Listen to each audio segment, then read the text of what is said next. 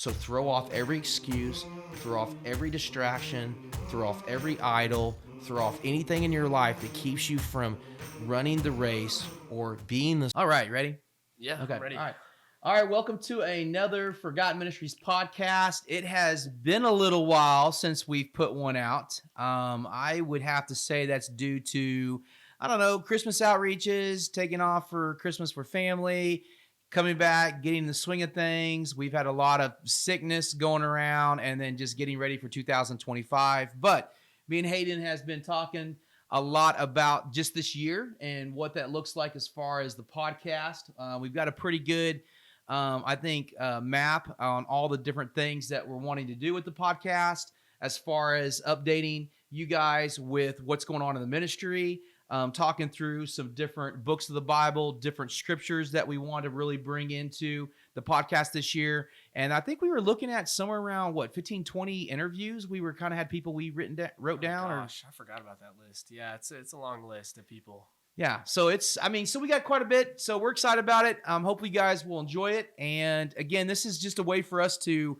update you guys on, the heart of Forgotten Ministries and why we do what we do, and really hopefully challenge you through scriptures of why we're doing what we're doing, and then just giving glory to God for all the things that He does through all this, and through the stories and testimonies of all the things that He kind of wraps us up in, and how He moves in people's lives. That's really the reason that we're wanting to do it. So, Hayden, update us with your life, last podcast up to now. What's been going on? What have I done with my life? Oh gosh.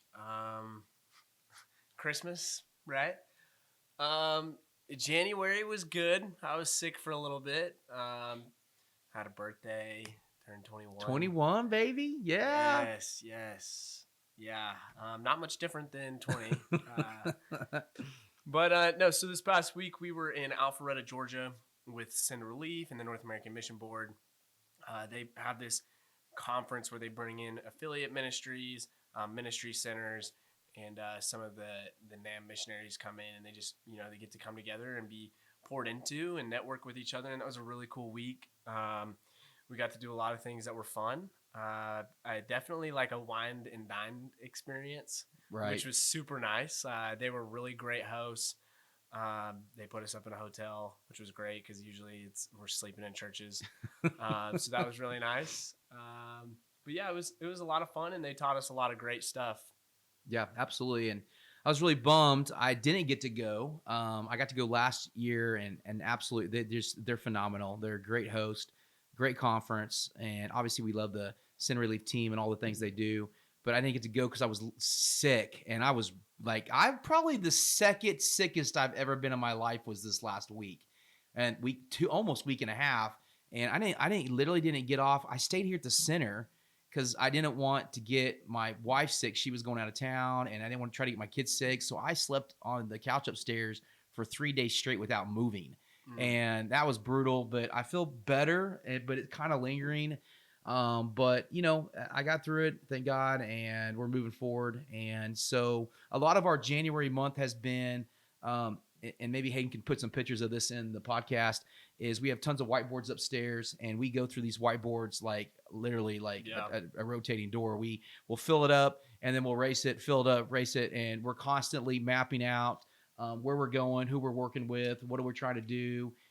It's a little insane, honestly. It's my brain on a board in a lot of ways, but it helps us to see the big vision of this whole year and what is going on and how that's looking. And so it's setting up to be one of the best years, I believe, that I have been a part of ministry in 17 years, just because of how God has moved strategically and the resources He's now allowing us to have to be able to move within that.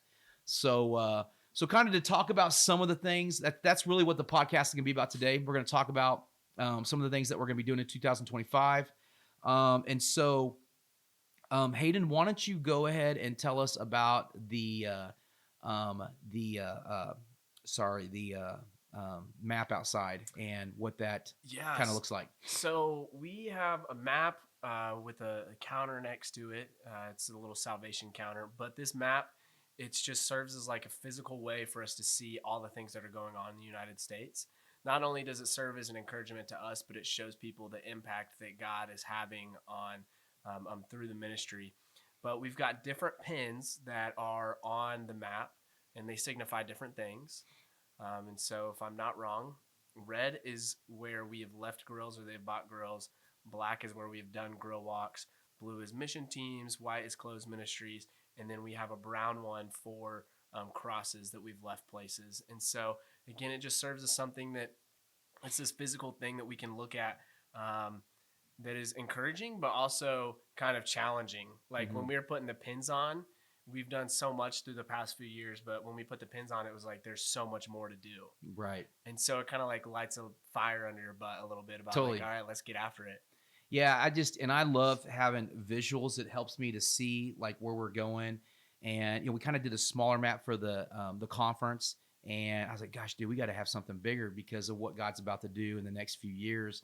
And so we got this. It's probably 13 foot long, and Hayden will put a picture up there, maybe 8 or 9 foot tall. And already just seeing where the grills have been left, where the grill walks have been done, where training has been done, and now hearing after we get done in those areas or after we leave a grill in that area, churches are checking those grills out and taking them to new areas. And we're starting to hear the testimonies of how God's moving through churches that we haven't even met yet. And so one of the things that we have done with this map to help us to keep all this in front of us is all of our grills, and Hayden can put this on the podcast too, is they have little QR codes that go on the grill. We're sending those all out to all the grills that we've already done, and all the grills that we now sell will have the QR code that people can click on that, and that'll go to our website where they can share their testimony, tell us what's been going on. And so again, we can keep track of the salvations and just know how God's moving. And so I'm pretty excited about that because I've kind of been a little overwhelmed with the amount of people that have got the grills, and we haven't been able to hear of the things that are going on. And that, I mean, for missionaries, that's encouraging. Like, wow, God's moving in an area that we kind of planted some seeds, helped do some training, and we're no longer in that area. Yeah, like even just I had 2 conversations this past week with a guy out of Colorado and a guy out of Georgia. That, I just asked him, I was like, hey, how's the grill going? And one of them was like, dude, he's like, people just come and take it. Like, I can't even keep track of it anymore. Wow. And then another guy in Georgia was telling me about how, they've done 4 or 5 different outreaches just in the past year of going out and telling people about Jesus with the grill. And so it's been really, really cool just to see what God's doing, but also we want to be able to hear about those things. And right. It's been an interesting winter. It's not our normal for about the last, so the ministry's been around going on 16 years. I would say for the last 8 or 9 years, our winters has really been the focal point of the Mercy House, our homeless shelter that we ran. We did not do that this year because our numbers have got lower, and we were able to work in a partnership with Salvation Army on becoming an overflow for them, so that if Salvation Army gets to a point where they need help, they'll call us, then we'll start bringing people back in for the season that they need that. But it's really allowed us to really focus all of our energy and effort into the thing that we have done the entire time. But now it's like literally we have all of our attention on this, and it's what our whiteboards have been used for, is setting up all these different outreaches for 2025. So one of the big things that have helped us launch what we are going to get into this year is we ended up getting a grant, which we normally don't ever get. We've never got one. And we've got our first one that really helped us with partnering with churches through our food ministry. It's going to allow us to have around 50,000 plus, maybe closer to 60. We're kind of waiting to see that number, grocery sacks. And so we've kind of talked about that ministry a little bit, but the real key behind it is bringing churches here to help package those grocery sacks. And then as we find the need with the churches in a community, we send that many grocery sacks back out to that community. And then there'll be training that's involved on our part where we'll go out with the church, go door to door, deliver the groceries like we do our grill walks. And then we're building in like a follow-up plan where the church is either going to go out quarterly, monthly, bi-monthly, and they're going to revisit the physical needs, revisit the spiritual needs. And the goal is through relationships that are being built that eventually those people will get plugged back into the church, where the church can disciple them through Bible studies and different things like that. So I would say like 90% of our energy right now has been invested in that. And so Lilo, we have a whiteboard with all of our churches that we are going to be working, or all of our mission trips with Sin Relief. We have all of our local churches here within Enid that we're going to be working with, and then all the churches that we're going to be working with outside of Enid. And as it's kind of taken shape, I didn't realize this till the other day. Someone said something about our schedule, and we were going over it. And like every single week and weekend in March is completely full of mission stuff. Yeah. That's the guy who scheduled it's fault. Let's go ahead and blame him. I was like, holy cow, dude, we don't have any time off, Harley, in March. Well, at least we're not busy in February, right? Yeah, sure. Yeah. Yeah, we're not doing anything, right?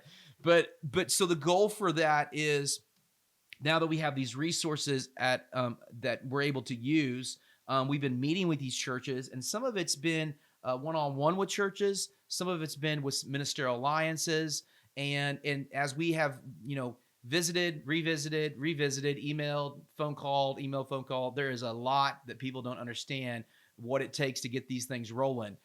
We have had some insane success, not only here with the local churches, but I would say with about 100-mile radius of Enid. And so, like, I'll give an example. We have the churches that are in Fairview, Oklahoma, that are going to be working through the Ministerial Alliance. We met with the Ministerial Alliance a couple times. They're on board. We are waiting to set up our pack date, which looks like it's going to be in the next week and a half, 2 weeks.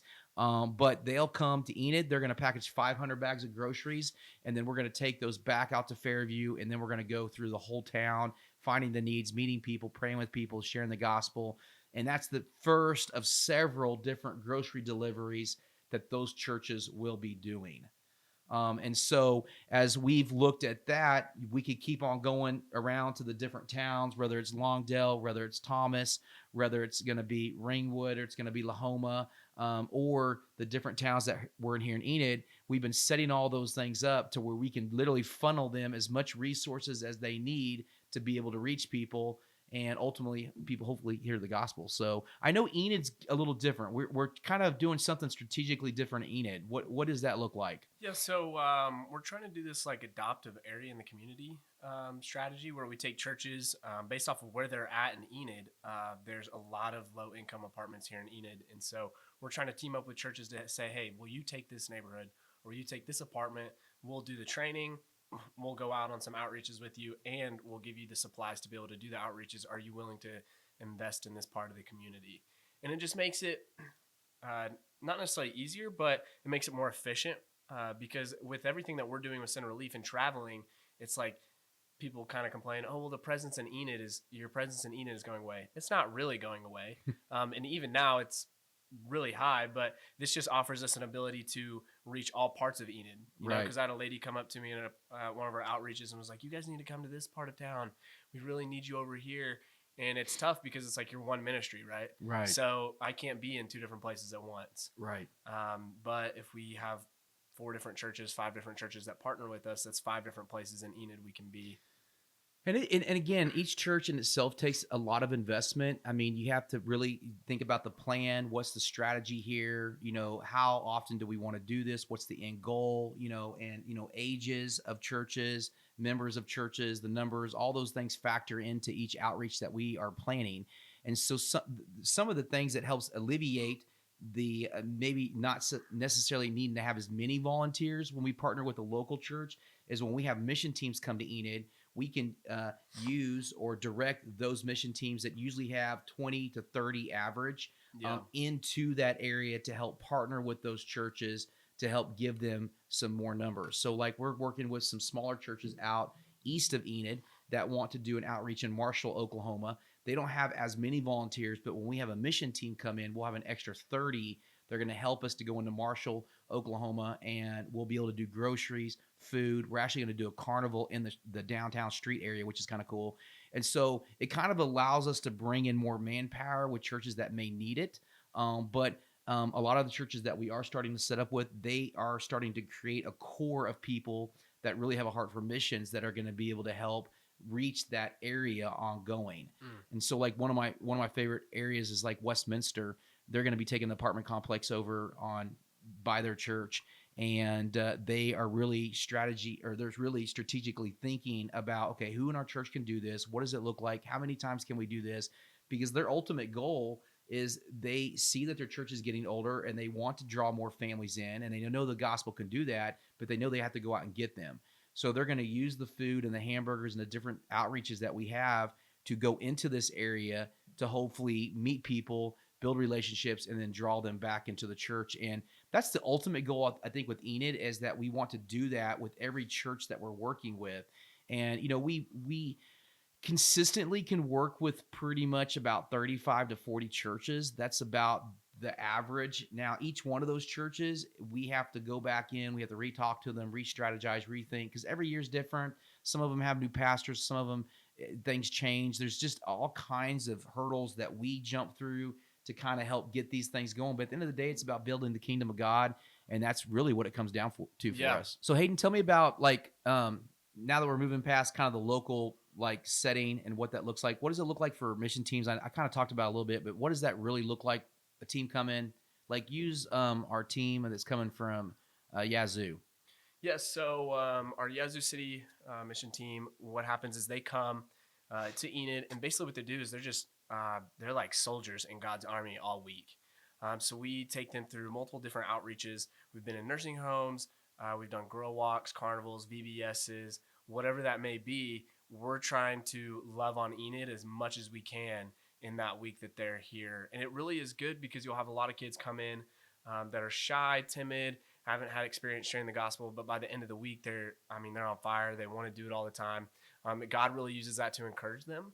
And then throughout all the outreaches that we do, God also, I believe, uses that to expose them to what they could be doing in their own hometown. Absolutely. And so even last year, the Yazoo team talked about, well, we could do this in an apartment complex, it was a trailer park. Yeah. We could do this in a trailer park in our own town that no one goes to.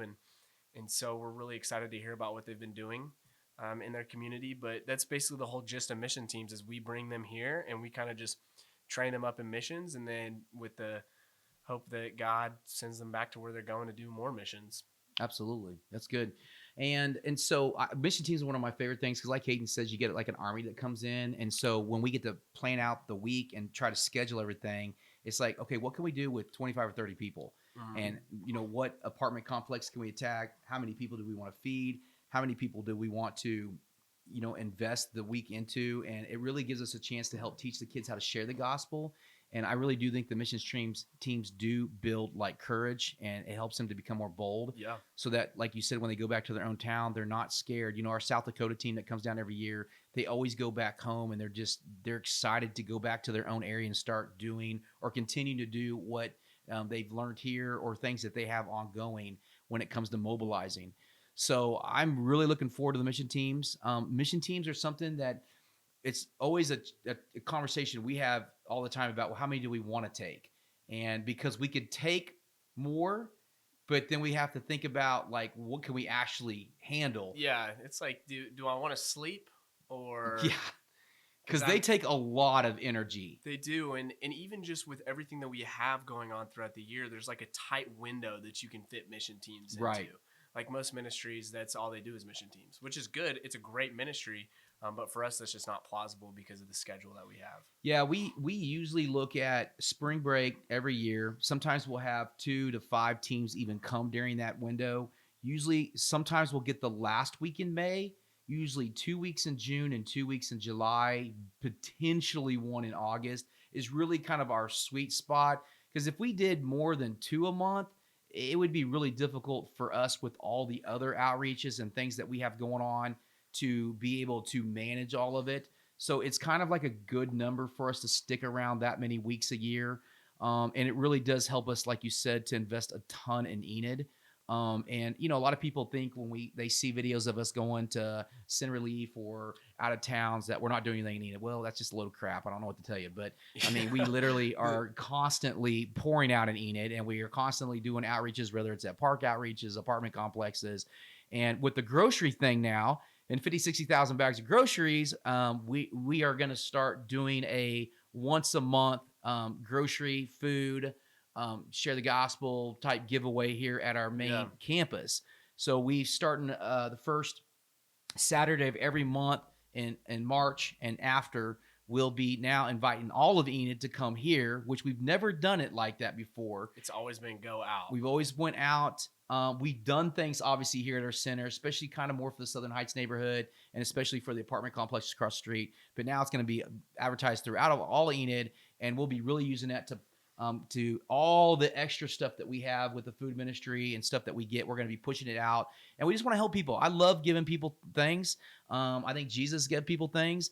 But I think it becomes enabling when you do not preach the gospel. So we're going to preach the gospel. We're going to pray for people. We're going to tell them about Jesus.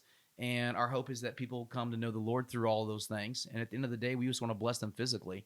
So I'm excited as we're kind of putting the schedule together. Another thing that we allot every year as time for us of what we're going to be doing is our Sin Relief Serve Tour trips. So I know we've talked about those, but Hayden, kind of explain those a little bit more. Yeah, so we are fortunate enough to have a partnership with Sin Relief, and they do something called a Serve Tour, which just means 5 weeks out of the year, they go to 5 different cities, and in each city, they have a certain amount of projects set up where churches can come in and volunteer. It's usually, I don't want to say a number, but I feel like it's usually around 40 projects that they have in each location. Each time that they're doing a Serve Tour, there's usually about 40 projects.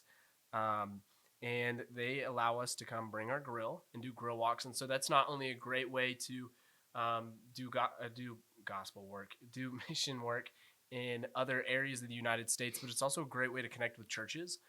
It's been the thing that's opened the door for us to be able to get the grill out and help churches mobilize across the United States. Absolutely. They've been definitely the assisting hand in that. They've been able to help us connect and network with churches, but they're a lot of fun. I will say I did not travel very much until I came here, and now I feel like I travel too much, but it's great. If you can make it through the van ride, you'll have a great time. Right. But And we have some very long van rides this year. yeah, I would say the longest ever. I would agree. I would agree the longest ever. So we are going to be going to San Diego first, which I'm super jacked about because stomping grounds, baby. And obviously there's endless amounts of needs out there. And plus with all the things that's going on in LA, Yeah. Our team will circle up through LA. We're looking at working with a church in that area. And then we are going to go down to Skid Row. So we'll definitely take some video of Skid Row to show you kind of how the ministry got started. And so obviously with Skid Row, and then we are going to be able to take a few days off, which will be nice. But San Diego is one of our first ones. And then we have Virginia Beach. We have Evansville, Illinois, Indiana. Then, Close enough. Yeah. Columbia, South Carolina, and then Fort Collins, Colorado, right? Yeah. So, couple closer ones for us. 3 of them that are going to be a little bit further, which it's just driving at the end of the day. But the thing I love about what's going on this year is because we've now been working with them. I believe it's coming on 3 years. I think that's about right. Yeah, started in 2021. Yeah, so about 3 years, and not only have we got to build a relationship with all of the Sin Relief people, which we absolutely love those guys. They're phenomenal. Please check out their website, sinrelief.org, and all the things they're doing. And but that is the right website, right? Sinrelief.org, right? Yeah. SEND. You looked at me and I thought maybe I said it right. That's because I messed up on something. It was 2022 when we started doing stuff with them. But about 3 years, right? Yeah, it's been 3 years, but in my brain just messed up. Totally. So they we've got to connect with all these churches, and this is why we did the Divide and Conquer conference here and brought a lot of those people in. But this year, as we're going across the United States, working with Sin Relief, we are filling the backside of those trips with 1 or 2 locations of churches we've worked with, or churches that now want us to come and work with them. Yeah. So you guys just had a really cool meeting. I'll just give one example of when we go to Columbia, South Carolina. You guys met with a church that's in Chattanooga, Tennessee. Yeah. And so how did that meeting go? What does that look like? Yeah, so it's a Red Bank Baptist Church. It's a really cool church. We met them at the SBC in Indianapolis. The meeting went super well. They're looking to do more local missions. And it's just conveniently kind of on the way to South Carolina. And so, there's a lot of churches like that we are partnering with after the Serve Tour to kind of help and continue to do ministry in Enid. So Yeah, so we've got a church in Virginia Beach that we're going to work with, and then also Red Bank Baptist. They're a very large church, so there's hopefully going to be a lot of volunteers and a lot of areas that they can impact in Chattanooga. Yeah. And I think that's the fun part about like us coming in, doing some training, showing them some neat things. People love the grill. It's we may not make it back to Chattanooga. I don't know. Yeah. I would love to, but Yeah. we are a long ways from Chattanooga, right? And at the end of the day, like even if we get to go in there for 2 or 3 days, encourage them, show them some easy techniques on what the grill and or how to use the grill and how that opens the door when you're going through neighborhoods. Again, this is kingdom building. Mm-hmm. I think people have to understand that this isn't a forgotten ministries trying to take over the world. This isn't a like we're working with the Baptists and we're trying to take it. Like we are building the kingdom of God. That's what I'm interested in.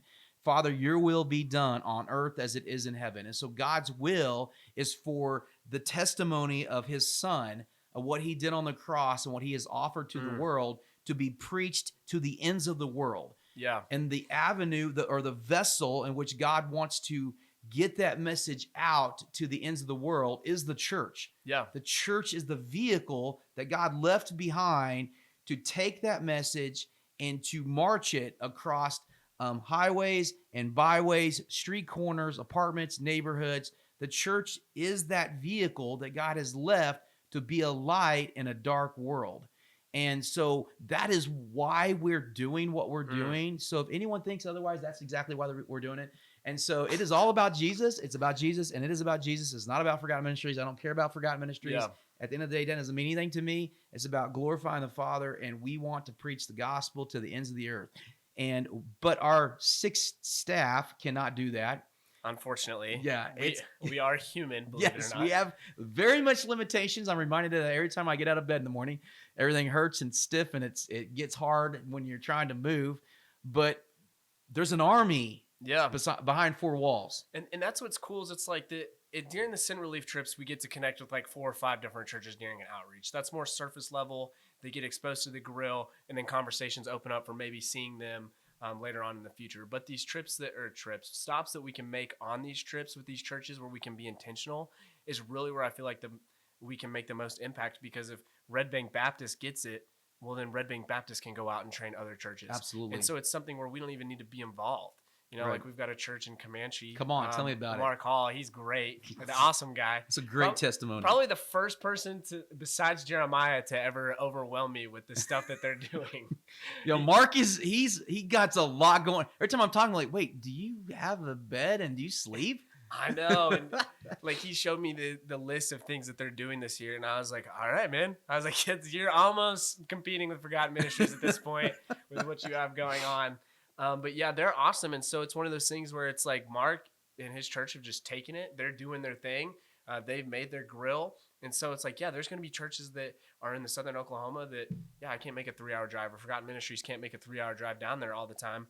But Mark's there. Mm-hmm. And so that's the hope, is that literally, I mean, he's like the poster child for the churches that we like. What we want to happen is that.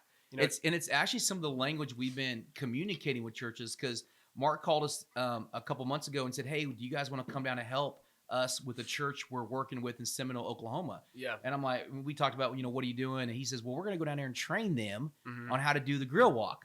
And so they literally went down Friday night. We weren't even there. Mark went in there, trained this church how to use the grill, how to go up to the door, how to have the conversation.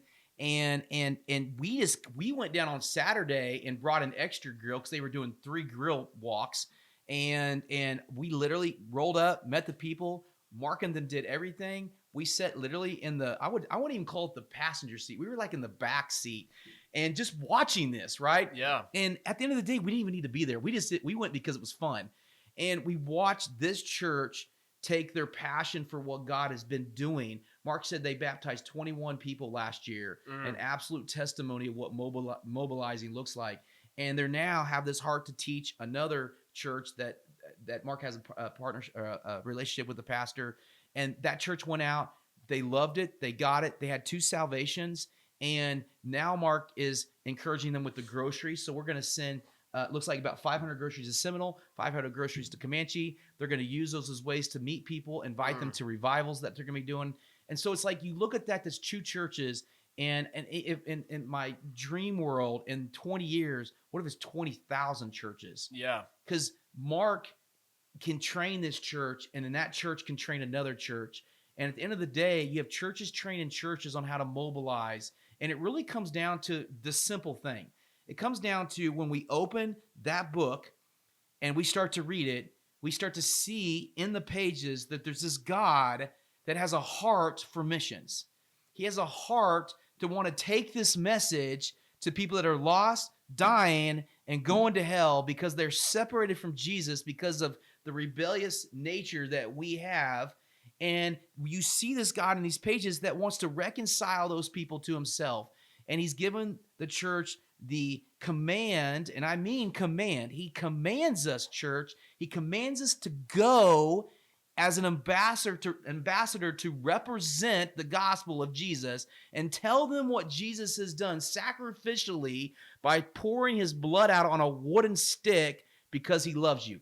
And I can't think of anything the church should be investing in anything more than that. Yes, we need to equip, we need to train, we need to study God's word. But I'm telling you right now, at the end of the day, that doesn't do us any good if we are not telling anyone else about it.